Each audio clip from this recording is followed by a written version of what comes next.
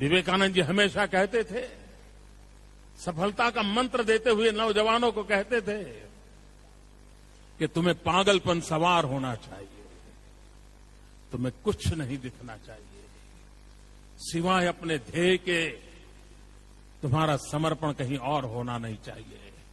एकमात्र लक्ष्य की ओर अपना समर्पण रहेगा। अगर तुम्हारा फोकस ठीक रहेगा और उसके पीछे जी जान से जुड़ जाओगे तो जीवन में तुम भी सफल हो सकते हो। ये विवेकानंद जी कहा करते थे। भाइयों बहनों, हम भी क्या अपने सपनों को पूरा करने के लिए उन महापुरुषों के शब्दों पर विश्वास करके अपने जीवन को अपने लक्ष्य की पूर्ति के लिए आहूत नहीं कर सकते? मैं सफल हूं अगर ऐसा आप मानते हैं,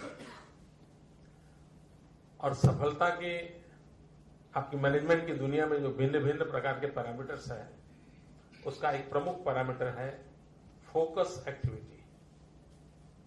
अगर आप फोकस एक्टिविटी करते हैं, इधर उधर डिरेल नहीं होते, तो आप सफल होते हैं। तो गुजरात में मैं सफल हुआ हूं अगर ऐसा आप मानते हैं, तो उसका मूल कारण है मेरी फोकस एक्टिविटी। और मेरा फोकस है 6 करोड़ गुजराती। अब मुझे विफल होना नहीं है, मुझे सफल होना है। और सफल होना है तो मुझे जो गुजरात की जनता ने काम दिया है, 6 करोड़ गुजरातियों की भलाई का काम मुझे गुजरात की जनता ने जिम्मा दिया है, तो मैं पूरी तरह उसी में ही लगा रहता हूं। अगर आप प्राणायाम और ध्यान की दुनिया से जुड़े हुए होंगे, तो प्राणायाम पहले सिखाते हैं, ध्यान सिखाते हैं, तो गुरु लोग सिखाते हैं कि वो आवाज चिड़िया की सुनो, पानी बह रहा है उसकी आवाज सुनो, और धीरे धीरे कहते हैं देखिए वो आवाज नहीं सुनाई दे रही है, लाइट नहीं दिख रहा है, अंधेरा नहीं दिख रहा है, निर्विकार बना देते हैं आपको। मैंने अपने आप को वैसा बना दिया है।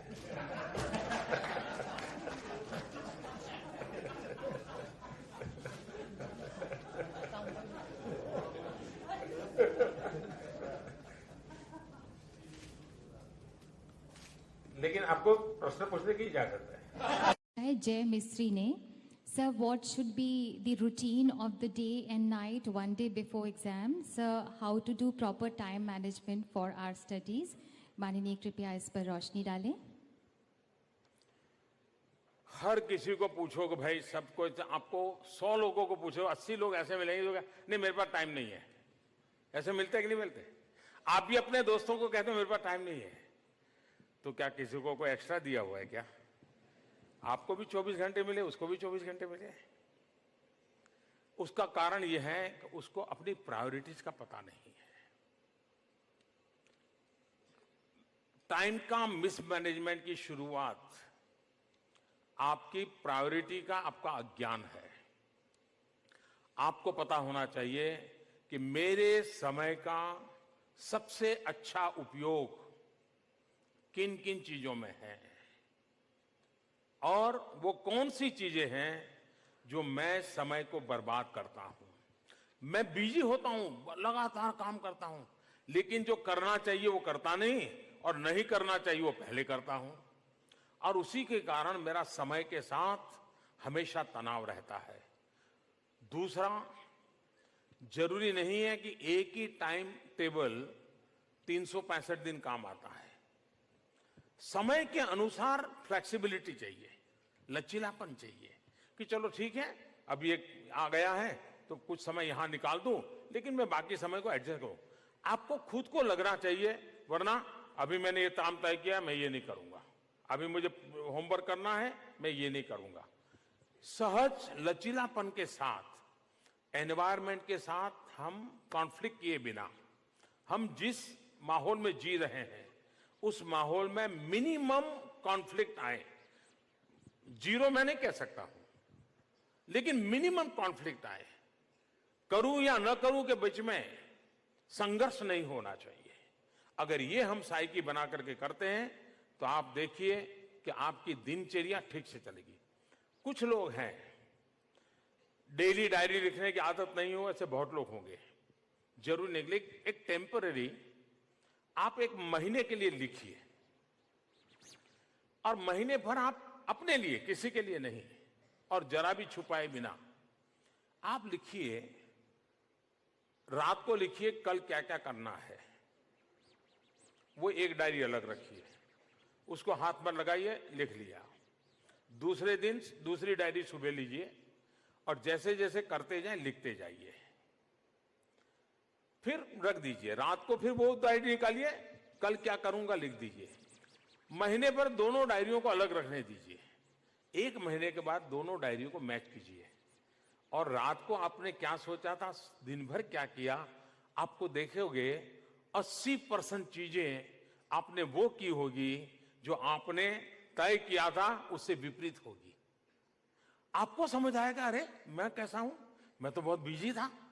किसी को पूछने की जरूरत नहीं है, आप ही अपने आप को एकदम से करेक्ट कर सकते हैं। और बड़ा सरल तरीका है, बड़ा सरल तरीका है। आप कल क्या करना है वो लिख लीजिए और क्या हुआ वो रात को फिर से लिख लीजिए। दोनों डायरी अलग रखिए, दोनों डायरियों को बार बार मत देखिए, एक महीने के बाद ही देखिए, आपके सारे सुधार अपने आप हो जाएंगे।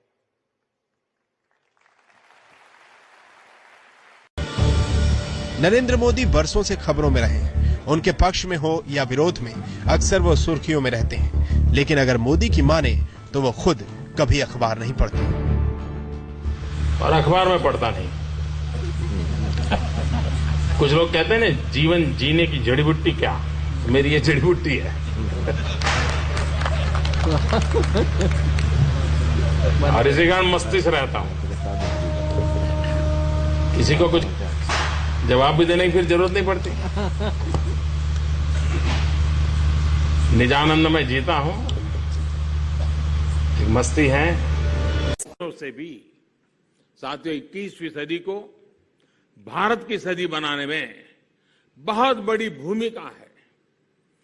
अपने अपने कर्तव्य के पालन में कोई मुझे कहे कि भाई सारी समस्याओं के समाधान को एक शब्द में बताइए, तो मैं ये कहूंगा, हिंदुस्तान के 130 करोड़ नागरिक सब कोई अपने कर्तव्यों का पालन करे तो सरकार को समस्याओं को सुलझाने के लिए कोई ज्यादा कुछ करना ही नहीं पड़ेगा, अपने आप सुलझ जाएगी। एक नागरिक के तौर पर देश हमसे जिन कर्तव्यों को निभाने की अपेक्षा करता है, वो जब पूरे होते हैं तो देश को भी नई ताकत मिलती है, नई ऊर्जा मिलती है। झेलना पड़ेगा जो ऐसे सवाल पूछते हैं। One thing hasn't changed, huh? You've remained combative as ever. 5 years haven't changed that. But I want to ask you one final question. Do you really see yourself as a future Prime Minister of this country? Is that an ambition that you have? The discussion was about chief ministers, about Gujarat. You believe that your priority at the moment is Gujarat. You're fighting an election there. But do you see your long-term agenda? If you win this election in Gujarat, Mr. Modi, do you believe that your next step would be at the national center stage? Is that something that you see as a goal? ये तो पूरा सवाल ही irrelevant है, बेमतलब है। मित्रों, मैं मूलतः संगठन से जुड़ा हुआ व्यक्ति था। मैं ऐसा व्यक्ति हूं जिसने कभी कॉलेज का भी चुनाव नहीं लड़ा था। और जब मैं गुजरात में गया तो मुझ पर जो एक आरोप था, जो मीडिया का भी था और मेरे ओपोनेंट्स का भी था, और वो ये था कि मोदी क्या करेगा, ये सरपंच नहीं बना, कभी नगर पालिका का अध्यक्ष नहीं बना है। और तब मैंने कहा था कि ये मेरा आरोप मुझ पे जो लगा है वो सही है, क्योंकि मेरा वो रुचि का क्षेत्र नहीं रहा। मैं कभी जिंदगी में चुनाव नहीं लड़ा भैया। अब ये ठीक है कि अचानक मेरे जिम्मेदारी तो आ गया, तो मेरी कोशिश ये है कि मुझे जो काम मिला है वो मैं, भगवान ने जितनी मुझे बुद्धि शक्ति दी है, उसको पूरी झोंक करके मेरे राज्य की भलाई के लिए काम करूं। न मेरा कोई पॉलिटिकल एजेंडा होता है, न चुनाव मेरा एजेंडा होता है। मेरा अगर एक एजेंडा एक है तो मेरे गुजरात का भला हो, मेरा गुजरात देश के विकास के लिए काम आए, हर प्रकार के विकास मेरे गुजरात में हो।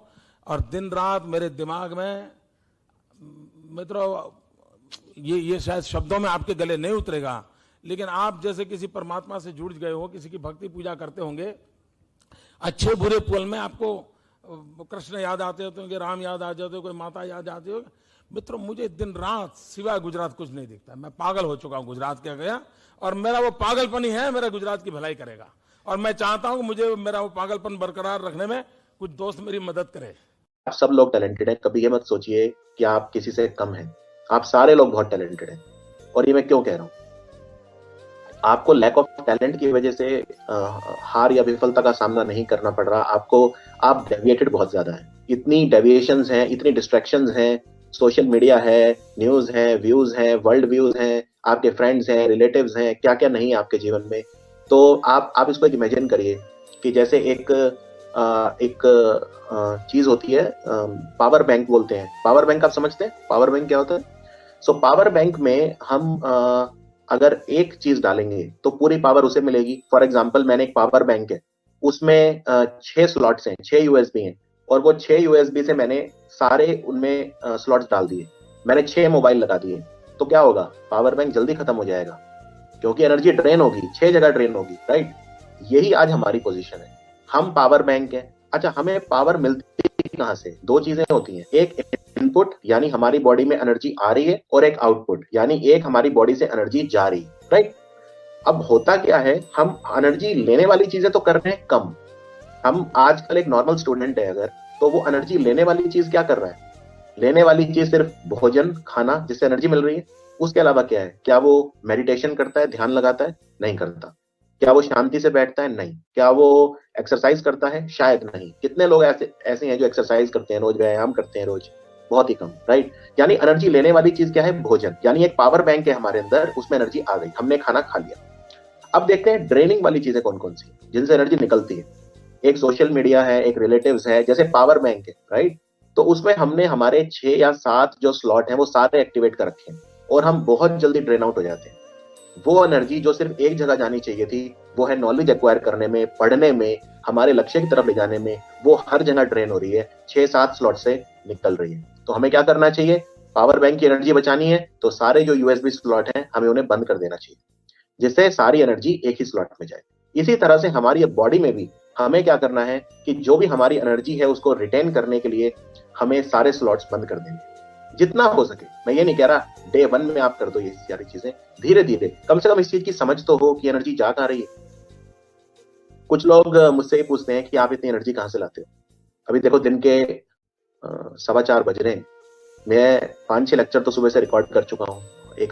हमारा एक इंडस्ट्री, एक कंपनी है, कॉर्पोरेट स्ट्रक्चर है, उसमें हम इतने सारे लोगों को संभालते हैं, वो भी करते हैं। अब मैं ये आपके साथ हूँ अगले 45 मिनट, उसके बाद मेरे फिर कुछ और लेक्चर हैं, फिर एक हमारे फैकल्टी हैं जो मिलने आ रहे हैं, उनसे मेरी मीटिंग है फिर। तो ये एनर्जी कहाँ से आती है? ये एनर्जी कहीं से नहीं आती, ये बस मैं जो वो 6 स्लॉट हैं बाकी के उनको बंद करके रखता हूँ।